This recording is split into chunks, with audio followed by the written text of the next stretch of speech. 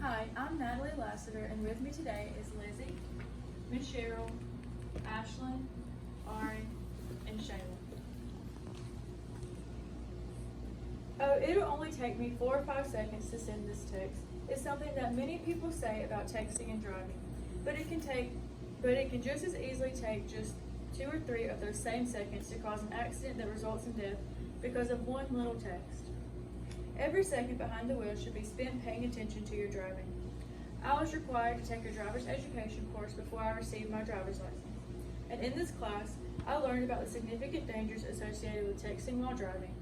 My brother, who is a firefighter, has had to work many horrific wrecks that were caused by distracted drivers, and it breaks my heart for the ones who suffer from the mistakes made by others. Texting while driving has taken away too many innocent lives, even though the number could be greatly reduced by simply putting your phone away, for the sake of other people's safety, their lives, and their futures, as well as your own. Texting while driving is a selfish act. Highways and roads are used by everyone in society, and everyone should have an equal right to safe travels. Imagine causing a wreck because of sending a text, only to find out that you have killed someone. Situations like this happen too often and should be prevented. In the article titled Texting and Driving, A Case for Greater Punishment, Fleet Owner reports the findings of the Centers for Disease Control, which is that each day in the United States, approximately 9 people are killed and more than 1,000 are injured in crashes that are reported to involve a distracted driver. Those 9 people could be your closest family members, your friends, or yourself. Those 1,000 people could include people that you deeply care for and love. Do you want those people to be critically injured, possibly to a point that won't allow a full recovery? Now that we know how many people are harmed by texting and driving on a daily basis, let's do some math. It takes me 5 whole seconds to type, "Hey, I'm on the way." If I'm driving at 55 miles per hour, I'm traveling at about 80 feet per second. So in the time it would take to type that one sentence, I would have traveled approximately 400 feet. The distance in 5 seconds at a higher speed is much greater. Combine this math with the amount of people that frequently drive at higher speeds than the speed limit, you will get nothing but the potential to have a life-threatening accident. Imagine all the possible accidents that could occur in more than 400 feet. To put this distance into a more understandable perspective, a football field is 360 feet, including both of the end zones. In this distance, an animal could dart out into the road, a car in front of you could suddenly stop, you may hit a large bump in the road, someone could pull out in front of you, a person could walk out on the road, and many more incidents could occur. All of these situations I mentioned have the potential to end horribly alone, but adding in the distraction of a phone exponentially increases the potential, because the visual, mental, and physical distraction of a cell phone will cause delayed reaction, allowing an accident to occur. In an article titled Don't Text and Drive, Nancy Jackson provides statistics published by the Federal Motor Carrier Safety Administration, which show that drivers who are texting are 23.2 times more likely to crash than those who are not texting. 23.2 times. You increase your chances of having an accident by 23.2 times just to send a text message. Is a text really that necessary? Necessary enough to potentially harm yourself or others? According to Salaheddin Bendak, author of Objective Assessment of the Effects of Texting While Driving, the diversion in attention increased the likelihood of crashing by 5 times and the likelihood of crossing road boundaries from 0 to 2.5 times, which was the conclusion made by a simulated study. So with that being said, to distract yourself while driving, you more than double the likelihood of hitting someone head on. Driving is already dangerous, so why increase the chances of an accident? Now that we have discussed why we should stop texting and driving, you may be wondering how we can do that. So let me tell you how.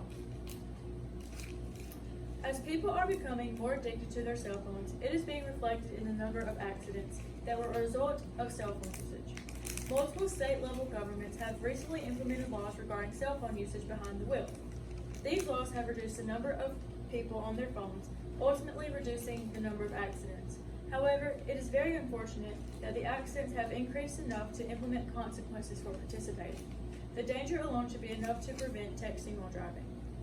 According to Dr. Alva O. Ferdinand and her co-authors in the article titled Impact of Texting Laws on Motor Vehicular Fatalities in the United States, the laws that are primarily enforced show a reduction of traffic fatalities by 3% across every age group.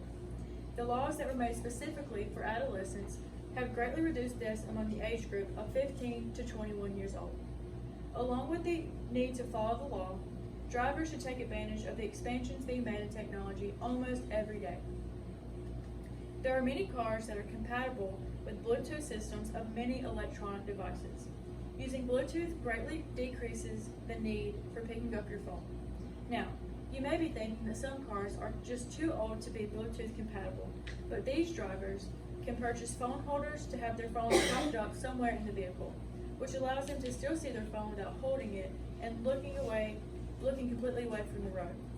These are still slightly dangerous and encourage the use of cell phones, but it is a better alternative to physically holding your phone while you are trying to drive. Another way to reduce cell phone usage is to silence your phone and put it out of your sight. If the silent mode is not enough for you, phones have a Do Not Disturb setting, which mutes notifications from coming in. Newer phones have taken Do Not Disturb to a new level and provided users with a Do Not Disturb while driving feature that alerts the sender that the phone owner is driving.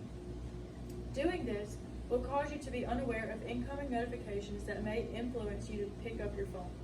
By using the advice I just gave you to avoid texting and driving, you will have benefits from putting your life before a text. So let's discuss how you can be positively impacted. By a driver putting their phone away, they can reduce the risk of an accident, which will not only increase the safety of others and themselves, but it can protect more people's lives and futures. When you travel without using your cell phone, you should feel personal satisfaction knowing that by doing so, you can provide your full attention to your driving, ultimately making other people feel more safe. Creating safer roadways allows us to protect ourselves from unnecessary dangers. By protecting our lives, we are protecting our futures and the futures of others.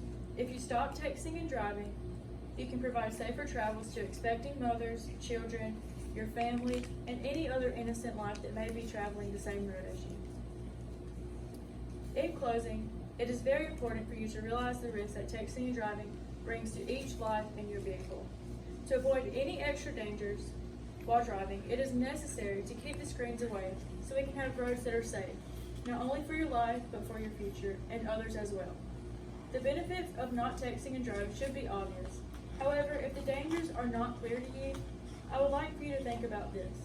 Imagine if you got a call one day saying that your closest family member, like your mom, your sister, or your dad, was killed by a driver who was texting.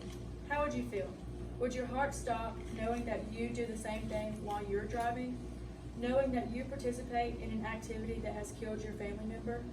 Thank you.